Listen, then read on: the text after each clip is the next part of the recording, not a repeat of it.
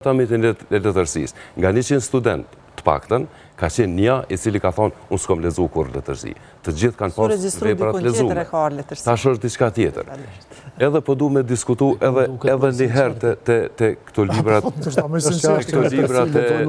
e mendimit pozitiv që përmeni Edoni.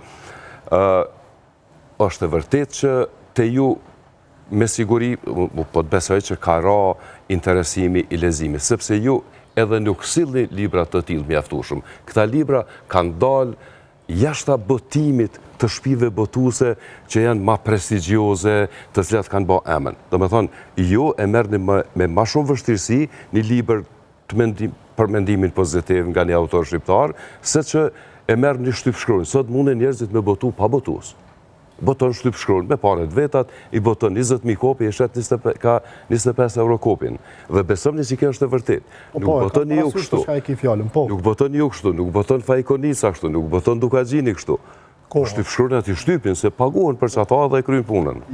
Jam i kyçur edhe te janë jashtë sistemit. E kuptoj, po jam i kyçur edhe te pjesa e shit që si rrjedhoi librarive, edhe duke i pas informacionet, mbase e kam ndonjë farë ekskluzivitetin këtë pjesë.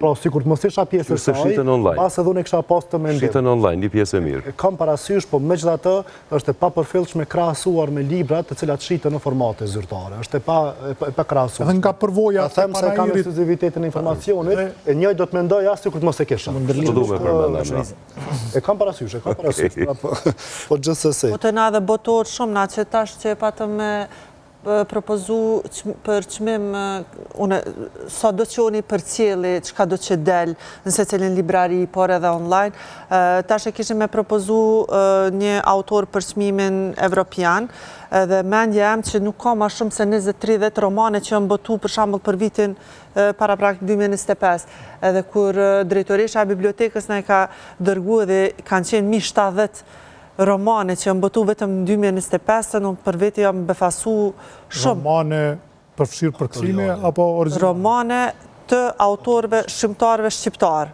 Do të thonë që janë regjistruar në bibliotekë, sepse përveç për te ato që po përmend profesore. Po, ne kemi pas për prozë. Kryesisht në 70 tregime ka pas, po do të thonë mbi 70 janë shumë.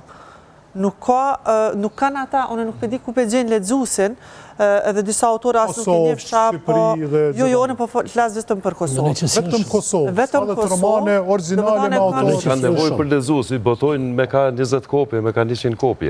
Fotokopi kështu që po jo, ato nuk janë fotokopi, ato janë të regjistruar në bibliotekë që kanë marrë e marrin ISBN ata, pa problem. Tirazhet mund të jenë variojnë prej shtypit digital në disa kopje deri në tirazhe të është një paragjykim i vazhdueshëm me gjas prej se ekziston libri dhe autorët, se ma shumë shkruhet se sa që lexohet. Ma shumë ka shkrimtar. Është ajo thonja që ka thënë profesori Agron Tufa. Nuk shëndrën kjo. Nuk shëndrën kjo. Nëse lexojmë të para ca ditë më ra me lexu të Montesquieu, refleksionet kallëzon atë që thotë edhe ai vet atë kështu, thotë më shumë ka shkrimtarë se sa që po lexojmë, kjo ka qenë gjithë. Unë mendoj që në Kosovë shkruhet pak. Do thonë, është shkru pak, 70 romane ose prozë përgjithsisht e re. Kur jenë në këtë traditë shumë i vëndshëm, kjo është shumë pak. Megjithatë, një gjë që duhet pas parasysh gjithashtu është që jo detyrimisht leximet ndodhin te qarqe që ma herët kanë qenë qarqe letrare. Sot jemi dëshmitar se si 84 i Orwellit është përkthyer e botuar nga mbi 10 shtëpi botuese, edhe çudia që ndron që me gjithë secilin më shumë se një përkthim, edhe çudia që ndron te fakti që me secilin botues që kanë folur tregon se si ka qenë ndërmarrje e suksesshme për ta. Pra nuk është një inflacion i botimit, po në fakt ka kërkesë në anën tjetër e para. E dyta ne e përmendim me Big Brother dhe Big Brother ka shumë i popularizuar. Është në mbrojtje të kësaj. E përmendi Agron Tufo, ne kemi fillu tash botimin e kolanës së veprave të Dostojevskit me përkthim të Agron Tufos, edhe në momentin që botohet Krim dhe Ndërshkim, brenda 6 muajsh mbas edhe shitet komplet tirazhi i parë. Flasim për një libër që ka qenë, megjithatë ka qenë gjithë kohës në qarkullim, pra nuk është se kishte ndonjë mungesë, ose Net të bardha, ose Idioti, ose Shënime nga nëndhesa, librat e Camus, Klasikët janë letërsi që hesin edhe shiten edhe lexohen gjatë gjithë kohës, po jo detyrimisht ata njerëz që i lexojnë këta libra përfundojnë duke e studiuar letërsinë, sepse njeriu edhe e bën një ndarje mes asaj se çka dëshiron ta ushtrojë si profesion përgjatë jetës, sepse sot e kryen sot e përfundon fakultetin e letërsisë, po tregu i punës praktikisht është një non-ekzistent për ta njerëz. Edhe normalisht që njerëzit nuk e kanë me detyrim studimin e letërsisë, por leximin po e po.